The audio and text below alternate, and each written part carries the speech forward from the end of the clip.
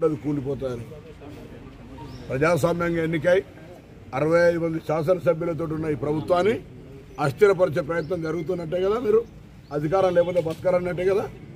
ఇది చాలా దురదృష్టకరమైనటువంటి అంశం ప్రజాస్వామ్యంలో. వాళ్ళకు అందరూ కోరుతా ఉన్నా, మాకు ప్రజలు మార్పు కోరుకొని మాకు అవకాశం ఇచ్చారు. 5 సంవత్సరాలకు ఒకసారి ఎన్నికలు, మేము ఇచ్చిన హామీలు అమలైతే ప్రజలు మళ్ళీ మమ్మల్ని అధికారంలో తెస్తారు. లేకపోతే ప్రతిపక్షంగా మీరు సమర్థవంతంగా ఎదుర్కోగలిగితే ప్రజలు ఎవరికైనా అవకాశం ఇస్తారు.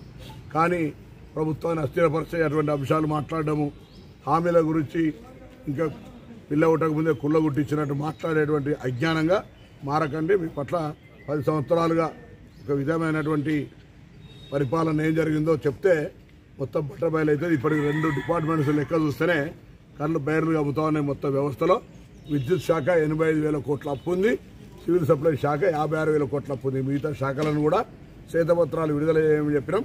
వాటి పట్ల ముందే భయపడి తెలిసి ఈ కార్యక్రమాలు జరిగాయని చెప్తా ఉన్నారు. కానీ కాంగ్రెస్కు సమర్థవంతమైన పరిపాలన అందించగలిగే శక్తి ఉంది.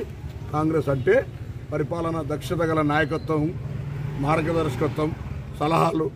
మాకేమైనా ఇబ్బంది అయితే పాత్రికేయులు, ప్రతిపక్షాలు, ప్రజలు, ప్రజా సంఘాలు అందరి సలహా తీసుకుంటాం. అందరి సంప్రదింపుల ద్వారా భవిష్యత్ కార్యాచరణ తీసుకుంటాం. మీలాగా మునోఫలి ప్రగతి భవన్ ఆదేశాలు తప్ప ప్రగతి భవన్ వినేటువంటి ఆలోచనలు లేని విధంగా పరిపాలన మాది ఉండదు.